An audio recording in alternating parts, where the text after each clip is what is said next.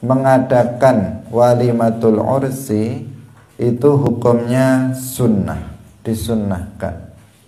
Sedangkan mendatangi walimatul ursi itu adalah wajib kecuali jika ada uzur.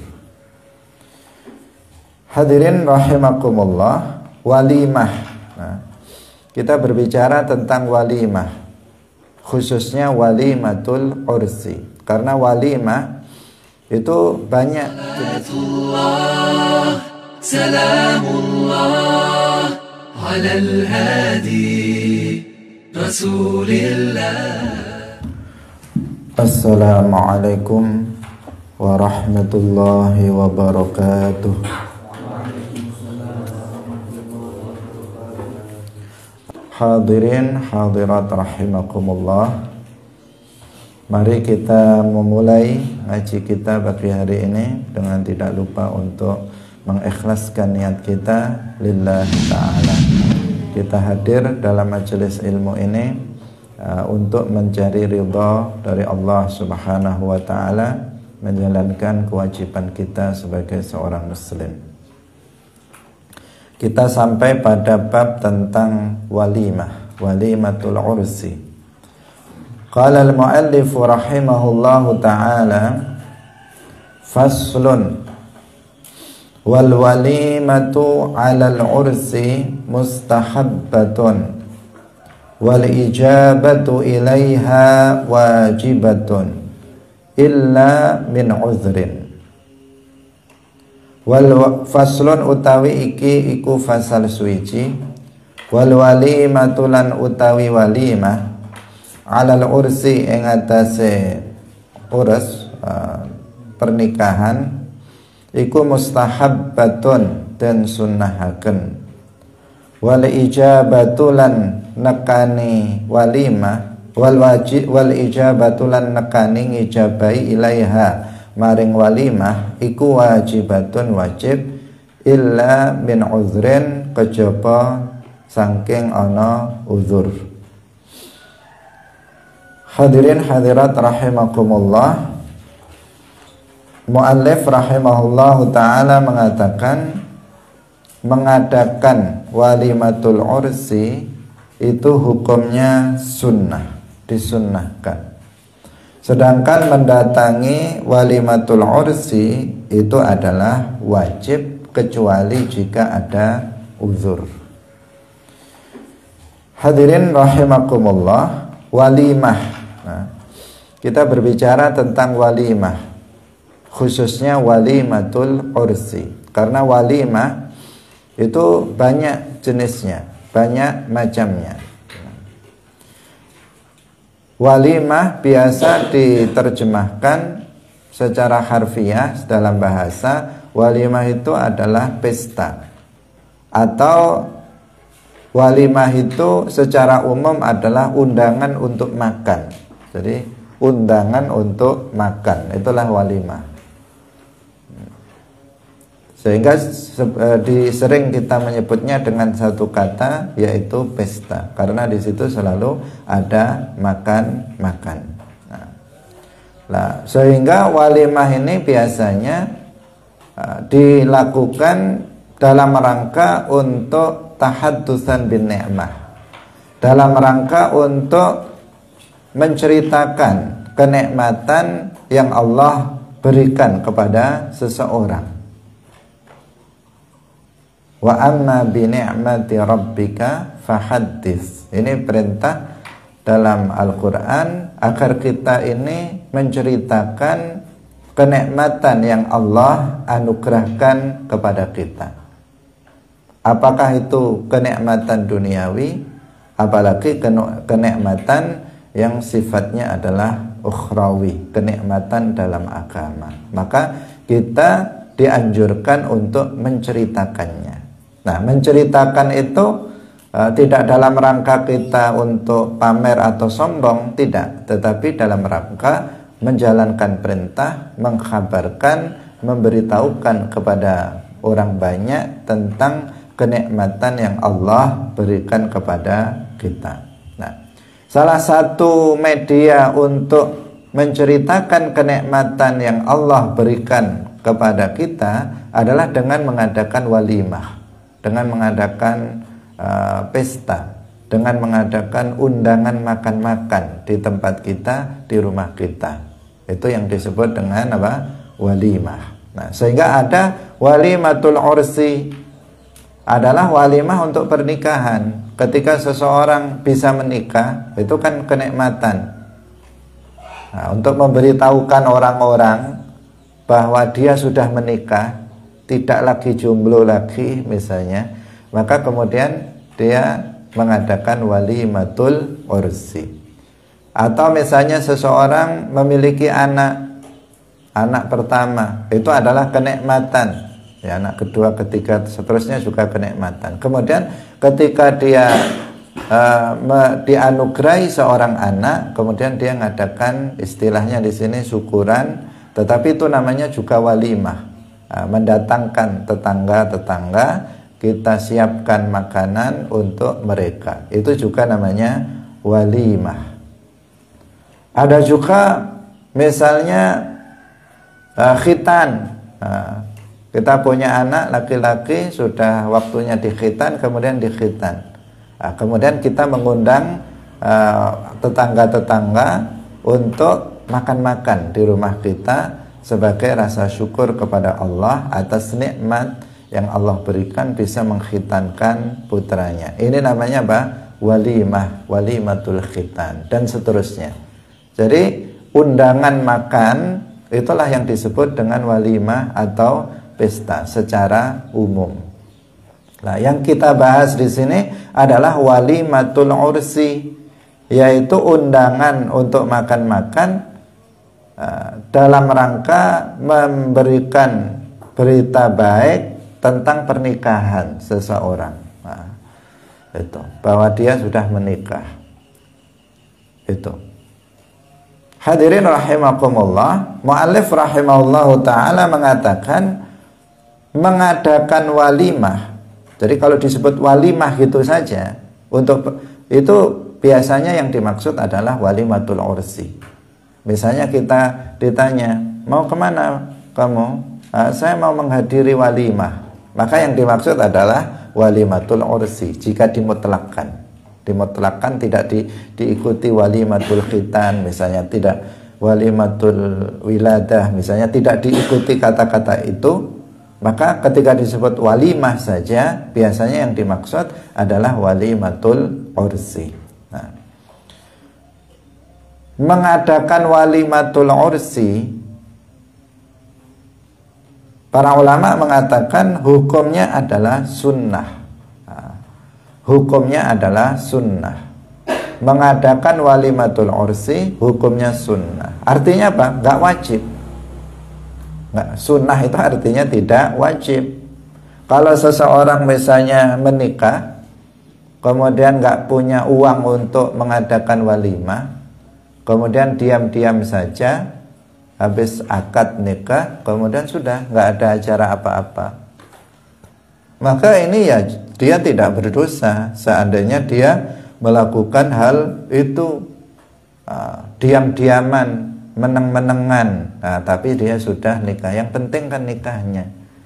Nah, walimahnya ya penting sebenarnya, tetapi karena dia nggak punya uang misalnya untuk mengundang tetangga, teman dalam dalam sebuah walimah, maka dia tidak melakukannya. Maka itu dia tidak berdosa, nikahnya juga tetap sah karena ini nggak ada kaitannya dengan dengan sah atau tidak sahnya sebuah akad pernikahan. Ini dilakukan setelah akad pernikahan, bukan sebelumnya, tetapi setelah akad pernikahan.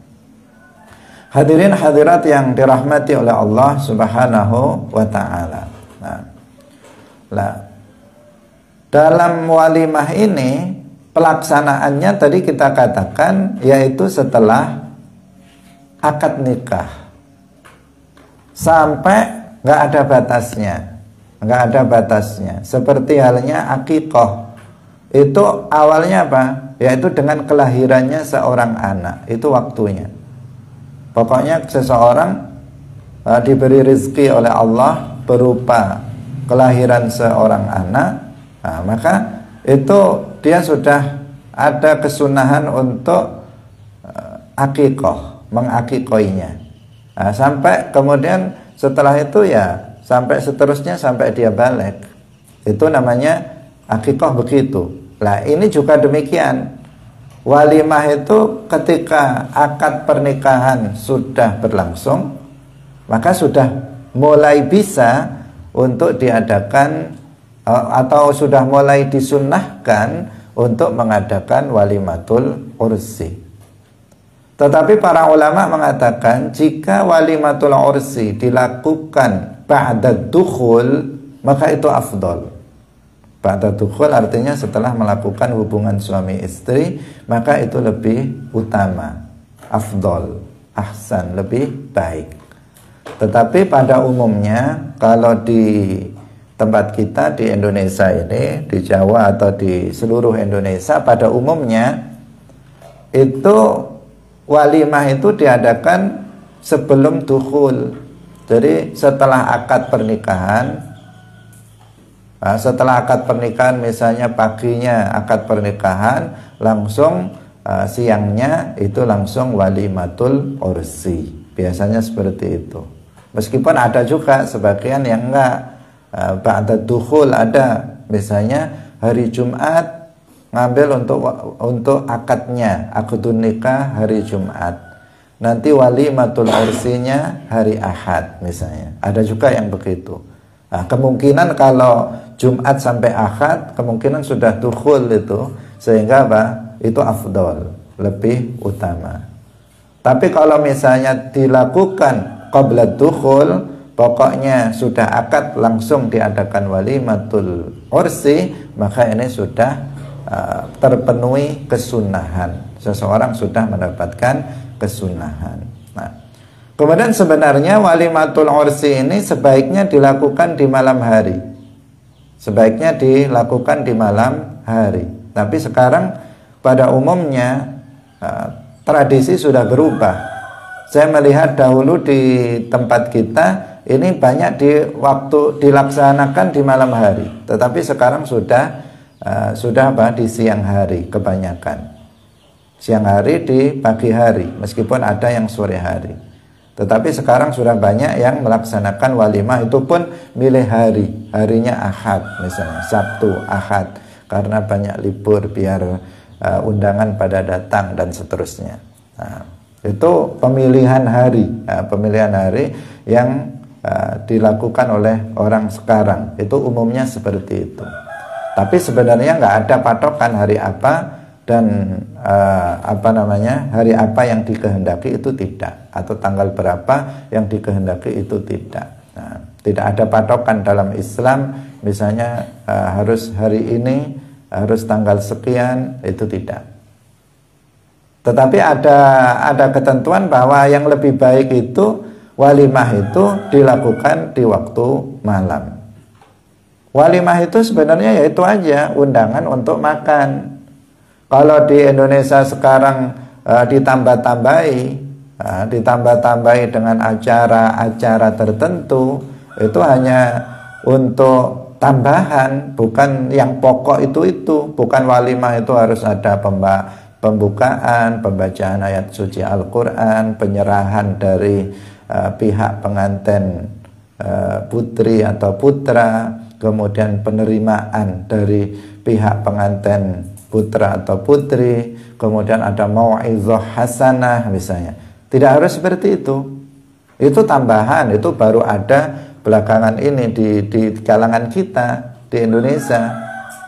Dan itu bukan sesuatu yang buruk, karena itu juga kesempatan bagi para dai, bagi kita para dai, bagaimana kita bisa memberikan nasihat-nasihat, memberikan dars, memberikan pelajaran-pelajaran, pengajian dalam momen walimatul ursi.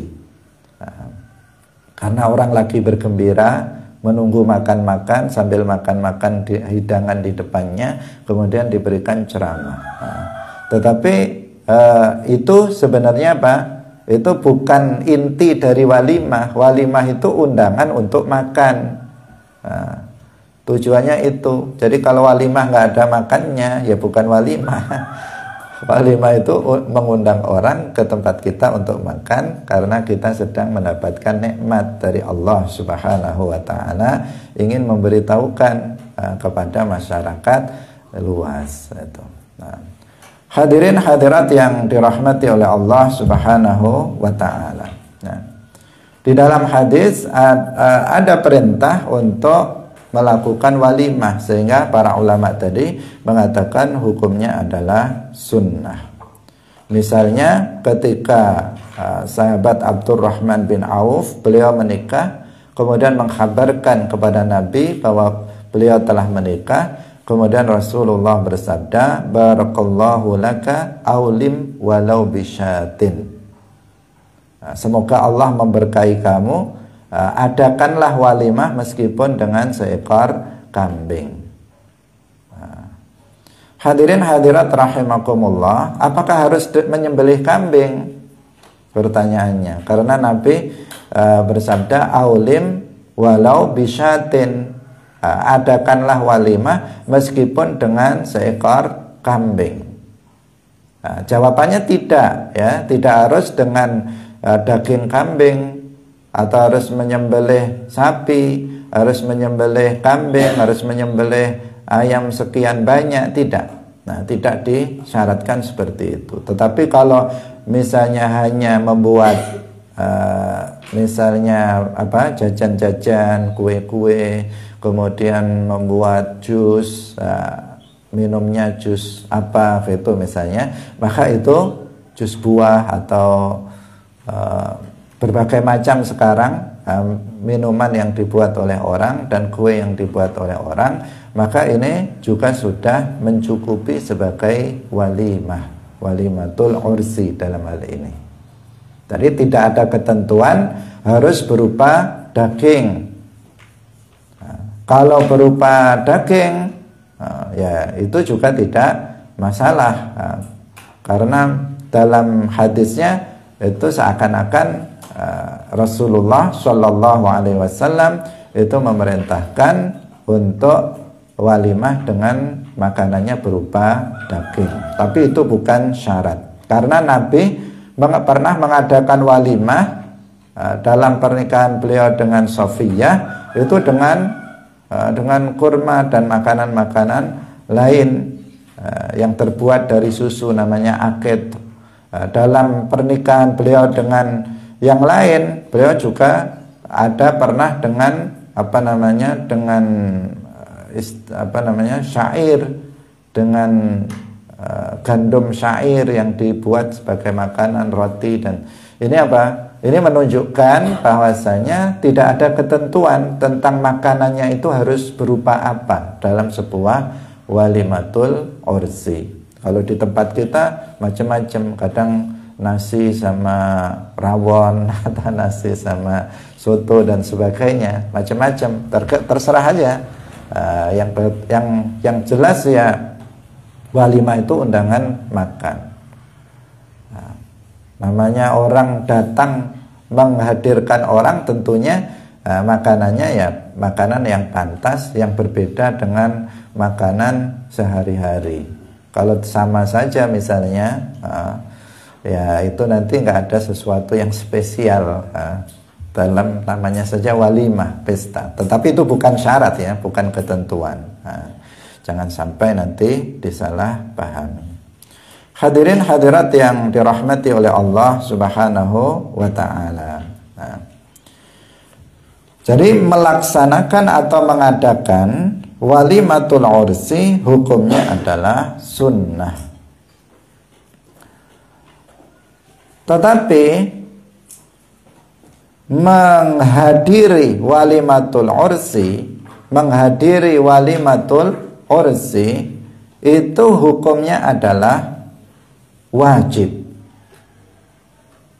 Jadi menghadiri walimatul ursi itu hukumnya wajib. Wajib bagi siapa? Bagi orang yang diundang. Yang nggak diundang ya nggak boleh. Wajib menghadiri itu bagi orang yang diundang. Jangan sampai salah paham. Karena di sini lafadznya wal ijabatu ilaiha wajibatun, itu sudah memberikan pemahaman. Ijabah itu artinya memenuhi undangan. Walimatul ursi itu hukumnya adalah wajib. Mengadakan walimatul ursi hukumnya sunnah. Menghadiri walimatul ursi jika kita diundang, maka itu hukumnya adalah wajib. Seperti hukum mengucapkan salam. Mengucapkan salam itu hukumnya sunnah. Kita kalau ketemu dengan saudara kita sesama muslim, kita mengatakan assalamualaikum, hukumnya sunnah. Tetapi menjawab salam, jika salam itu ditujukan khusus kepada kita, maka menjawabnya hukumnya wajib.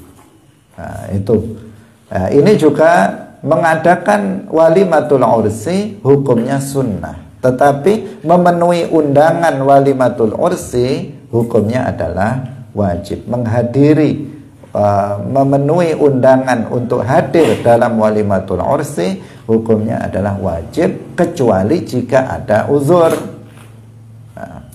Ini berdasarkan banyak sekali hadis dari Rasulullah Shallallahu Alaihi Wasallam yang menjelaskan tentang kewajiban menghadiri walimatul ursi. Di antaranya dalam hadis yang diriwayatkan oleh Al-Imam Al-Bukhari dan juga Imam Muslim, Rasulullah Shallallahu Alaihi Wasallam bersabda, Idza du'iya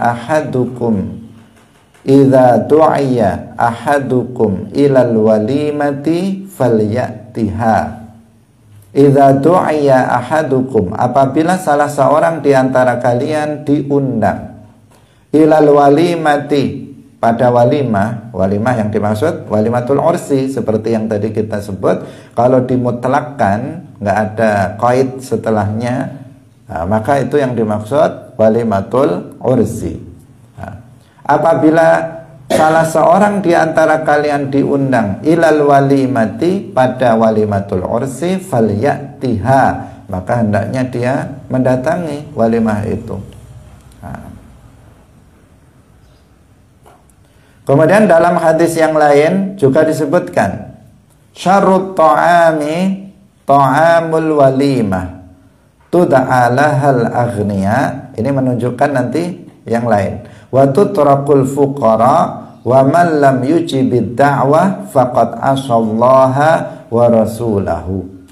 Kita terangkan yang bagian belakang dulu, karena kita bercerita tentang wajibnya kita untuk menghadiri undangan walimatul ursi.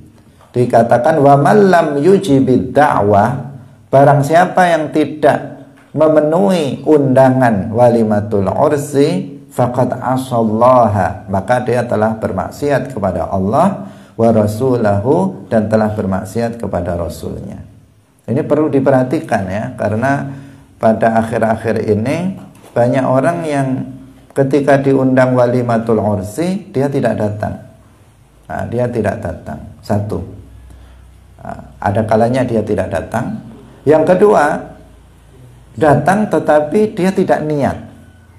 Datang tetapi dia tidak niat. Padahal ini ketika dikatakan wajib, artinya berpahala. Orang yang melakukannya berpahala.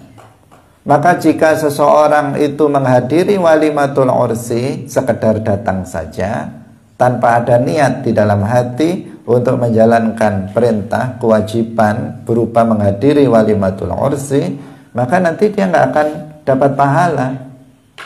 Karena Rasulullah bersabda, innamal a'malu binniyat, harus ada niat. Kalau dia nggak niat, maka nanti nggak akan diterima amal kebaikannya. Nah, menghadiri walimatul ursi salah satu bentuk ketaatan kepada Allah. Maka bagi kita, jika diundang walimatul ursi, kita wajib untuk datang, dan apabila kita datang, jangan lupa untuk berniat melaksanakan perintah yaitu hadir dalam walimatul ursi. Jika enggak, maka kita akan kehilangan pahala. Makanya dikatakan di sini dalam hadis tadi apa? Wa man lam yujibid da'wah, barang siapa yang tidak menghadiri undangan walimatul ursi, faqad asallaha, maka dia telah bermaksiat kepada Allah wa rasulahu, dan bermaksiat kepada rasulnya. Berat ya, berat ternyata tidak menghadiri walimatul ursi. Kecuali ada uzur, nanti akan kita sebutkan dari perkataan mu'allif illa min uzrin, illa an uzrin. Nah, jika ada uzur, nanti bisa berubah menghadiri walimatul ursi itu menjadi tidak wajib. Nah, hadirin hadirat yang dirahmati oleh Allah Subhanahu wa ta'ala. Nah, kemudian kalau menghadiri walimah selain walimatul ursi itu hukumnya tidak wajib, tetapi sunnah. Kalau kita misalnya ada tetangga kita lahiran anak, nah, kemudian dia mengadakan pesta, kita diundang, maka menghadirinya hukumnya sunnah, tidak wajib. Ada tetangga kita mengkhitankan anaknya, kemudian dia mengadakan walimatul khitan, maka kita menghadirinya sunnah. Artinya sebaiknya kita hadir karena hukumnya sunnah, tetapi tidak wajib. Tetangga kita misalnya kalau di Indonesia mau bepergian untuk berangkat haji atau umroh, atau pulang dari haji, pulang dari umroh, kemudian dia mengundang untuk makan-makan di rumahnya, syukuran, maka kita menghadirinya itu hukumnya adalah sunnah. Yang wajib untuk hadir adalah ketika kita diundang dalam walimatul ursi, nah, dalam walimah pesta pernikahan, itu yang diwajibkan. Nah, hadirin hadirat rahimakumullah, tetapi perlu diingat yang wajib itu adalah hadir. Sementara makan itu tidak wajib. Nah, tapi ya iman kalau nggak makan, nah, itu hanya secara manusiawi, tetapi itu tidak wajib. Kalau seseorang sekedar hadir kemudian di sana tidak makan, maka tidak apa-apa. Artinya memakan makanan yang ada dalam walimah itu hukumnya tidak wajib. Artinya kalau seseorang misalnya sedang berpuasa sehingga dia hadir dalam walimah kemudian dia tidak makan makanan yang ada di sana, maka itu tidak masalah. Apalagi kalau puasa wajib. Kalau puasa sunnah, dia lihat kok enak ini makanannya, saya pengen, misalnya dibatalkan, silahkan. Saya ini makanan kesukaan saya ini, emang kalau dibungkus juga nggak mungkin. Misalnya kemudian dibatalkan puasanya, tidak masalah karena puasanya adalah puasa sunnah. Tetapi kalau misalnya dia mau lanjutkan walimahnya hari Senin atau walimahnya hari Kamis, di saat dia sedang berpuasa Senin Kamis, kemudian imanlah kalau dibatalkan, dia tetap tidak membatalkan puasanya, maka itu tidak masalah. Kalau dia berpuasa puasa wajib, misalnya meskipun nggak pernah ada walimah di siang Ramadan, itu hampir nggak pernah ada. Bahkan hampir kalau di Jawa nggak ada orang, jarang sekali ada orang mengadakan walimah di bulan Ramadan. Akad nikah di bulan Ramadan ada, tetapi sedikit, sangat sedikit. Rata-rata ya di bulan-bulan lain, Syawal misalnya, Rabiul Awal, rame-ramenya orang menikah. Biasanya Dzul Hijjah itu juga banyak orang menikah. Padahal ya sebenarnya nggak ada ketentuan menikah harus bulan ini dan bulan itu. Tetapi itu umumnya tradisi yang dijalankan oleh sebagian masyarakat. Hadirin hadirat yang dirahmati oleh Allah Subhanahu wa taala, kalau puasanya adalah puasa wajib, misalnya dia sedang mengqadha salat, mengqadha puasa Ramadan, kan hukumnya wajib. Puasa wajib itu kalau sudah dimulai maka tidak boleh dibatalkan. Kalau kemudian dia menghadiri walimatul ursi, meskipun di situ ada makanan yang dia gemari, yang dia suka, harus ditahan. Kalau perlu izin sama pemiliknya, saya sedang puasa, saya bawa untuk buka ya misalnya, yang saya suka ya. Kalau perlu. Tetapi apa? Tetapi dia yang jelas dia nggak bisa membatalkan puasanya karena puasa yang dilakukannya adalah puasa wajib. Harus wajib bagi dia untuk menyempurnakan puasanya sampai nanti maghrib. Hadirin hadirat yang dirahmati oleh Allah Subhanahu wa taala. Kemudian muallif rahimahullahu taala mengatakan illa min uzrin, kecuali jika ada uzur. Kecuali jika ada uzur, maka hukum menghadiri walimatul ursi itu menjadi tidak wajib jika ada uzur. Uzurnya apa? Yang pertama, jika undangan walimatul ursi itu dikhususkan hanya untuk orang-orang kaya saja.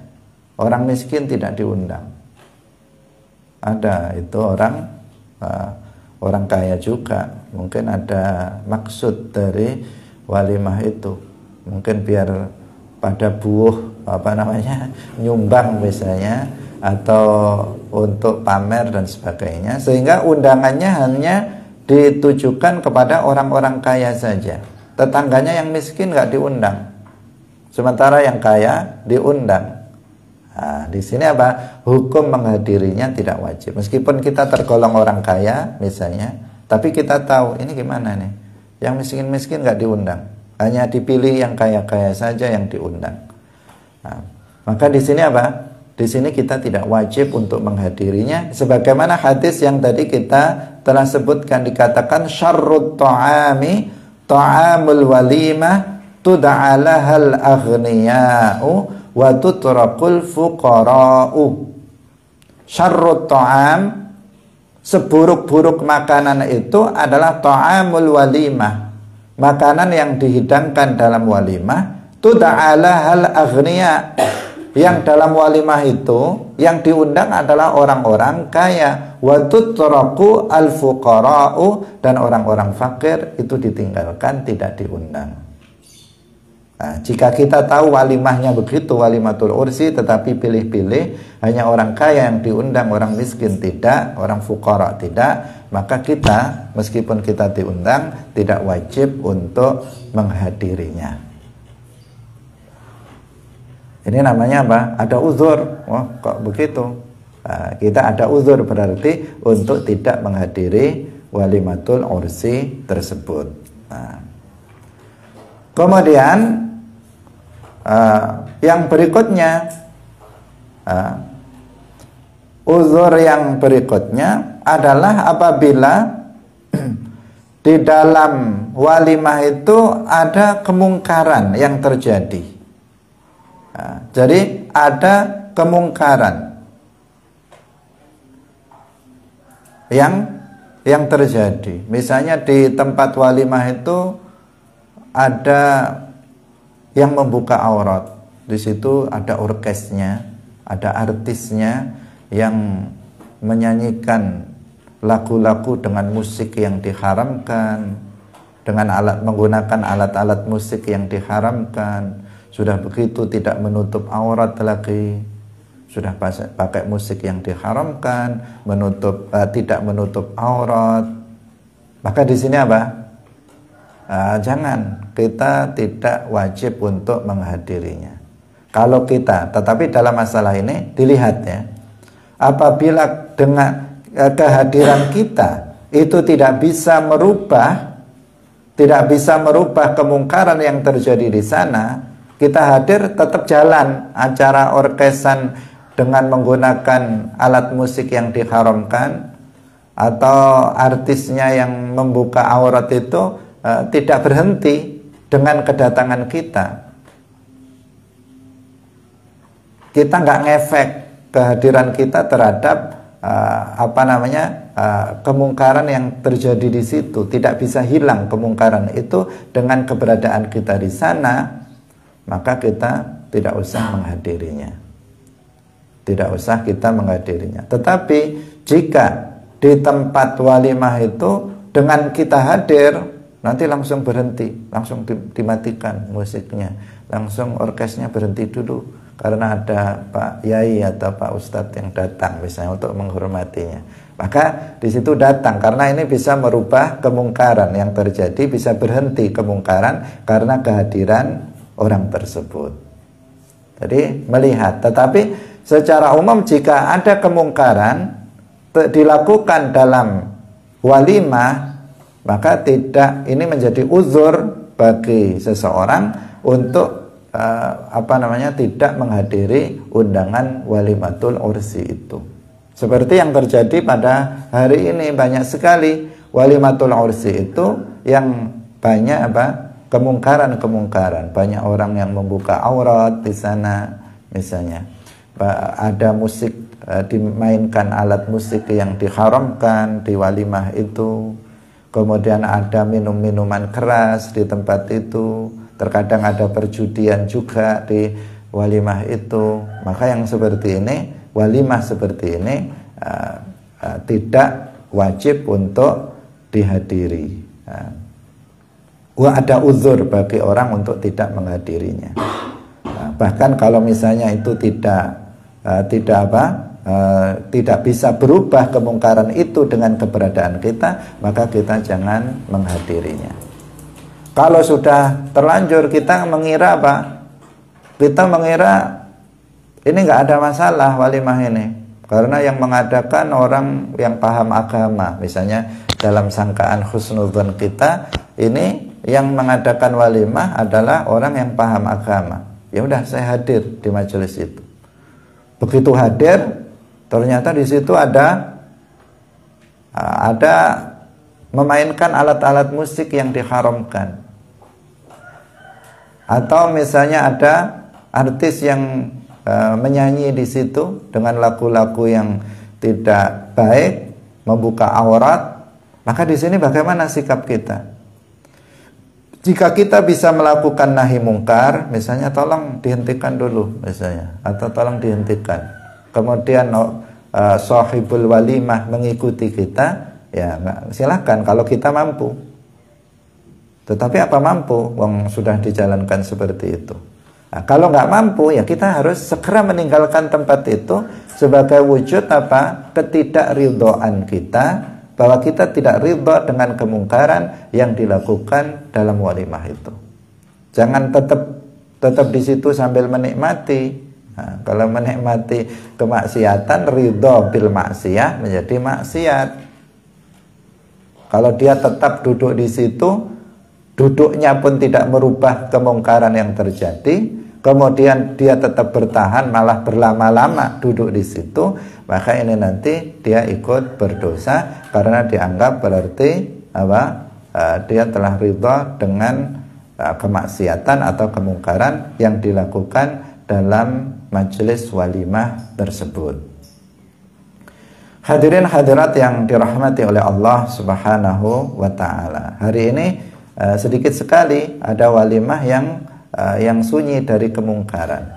Tetapi ya masih banyak walimah yang memang tidak ada kemungkaran dilakukan di sana. Tetapi sangat sedikit dibandingkan dengan walimah-walimah yang di dalamnya penuh dengan kemungkaran-kemungkaran yang terjadi.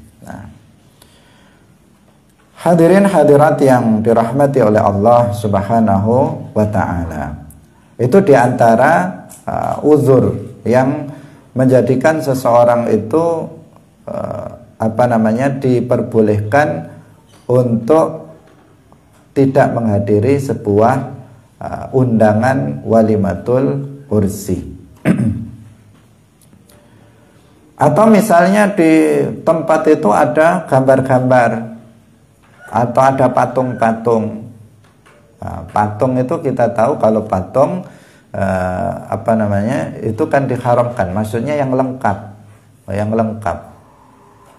lengkap seandainya dimasukkan ruh ke dalamnya maka dia hidup. Kalau dalam mazhab Syafi'i, patung maupun gambar lengkap itu hukumnya adalah haram. Nah, kalau di tempat walimah itu ada fotonya lengkap, foto orang atau binatang yang bernyawa, nah, orang atau binatang yang bernyawa, apalagi ada patungnya. Nah, misalnya diadakan walimahnya itu di sebuah hotel yang di situ ada patung-patung. Terkadang ada sebagian hotel itu ada patung-patungnya manusia atau patung binatang, ada patungnya harimau, patungnya binatang itu, maka berarti di situ ada kemungkaran. Nah, di sini kita tidak bisa menghadiri walimah yang seperti itu. Nah, karena ada kemungkaran di sana.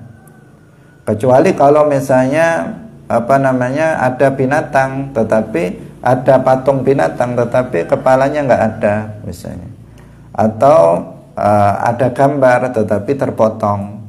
Yang terpotongnya bukan terpotong tangannya atau kakinya, yang terpotong bagian yang seandainya diberi nyawa itu nggak hidup, misalnya terpotong lehernya atau terpotong dadanya, itu kan nggak mungkin hidup. Kalau misalnya manusia itu tidak hidup yang seperti itu, maka berarti itu bukan sebuah kemungkaran.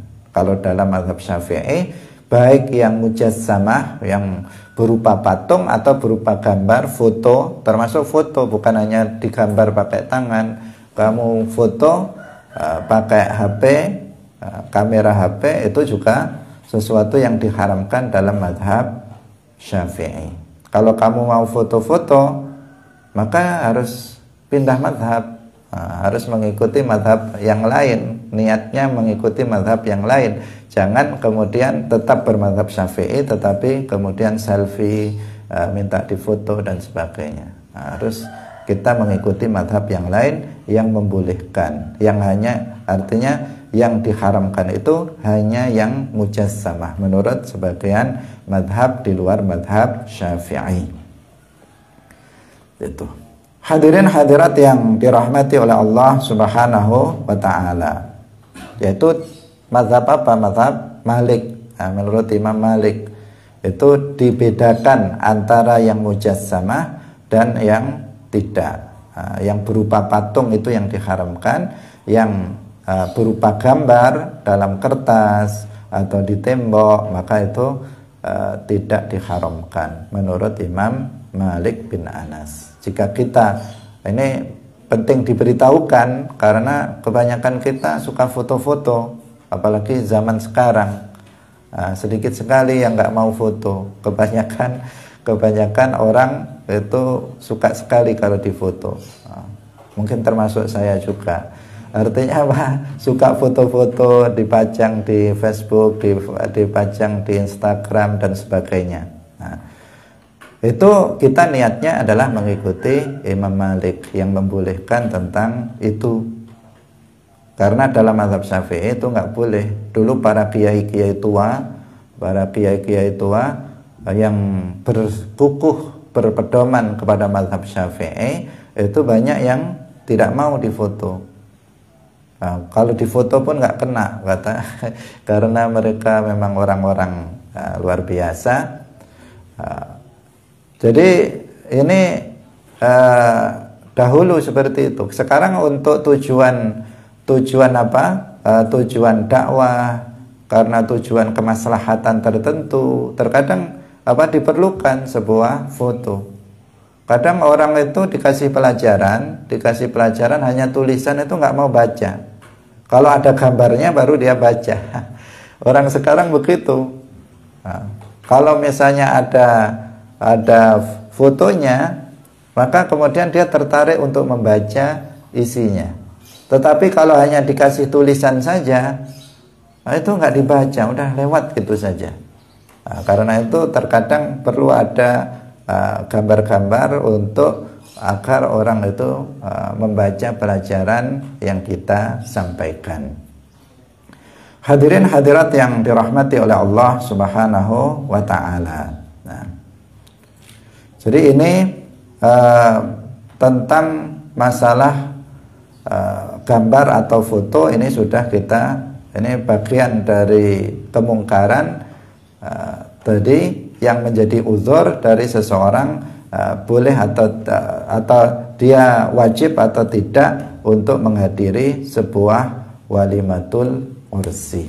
Nah, jadi ada aturan ya, tidak mutlak seseorang itu wajib untuk menghadiri sebuah walimatul ursi yang diadakan oleh seseorang. Dan kita dalam melaksanakan atau mengadakan walimatul ursi juga sebaiknya sekuat tenaga untuk menghilangkan adanya unsur-unsur kemaksiatan-kemaksiatan yang terjadi dalam walimatul ursi. Meskipun pada zaman sekarang sudah sangat sulit, Kadang kita mengundang orang-orang Islam yang kita undang, tetapi yang datang ternyata ada yang perempuannya nggak menutup auratnya dengan baik, ada yang seperti itu. Terkadang begitu. Terkadang juga yang sering itu ada alat-alat musik yang sering ada, karena dianggap kalau nggak ada alat musiknya sepi misalnya. Kemudian dia meskipun dia tokoh, terkadang tokoh Islam, tetapi kemudian ada dimainkan alat-alat musik dalam walimah putrinya misalnya. Karena apa? Biar rame, kalau enggak nanti sepi. Padahal apa? Padahal enggak harus untuk rame, tidak harus seperti itu. Tidak harus menggunakan alat musik yang diharamkan. Bukankah ada alat-alat musik yang diperbolehkan, yang hukumnya itu tidak haram? Seperti misalnya rebana, kan boleh kita undang misalnya grup rebana untuk meramaikan walimatul ursi, bisa.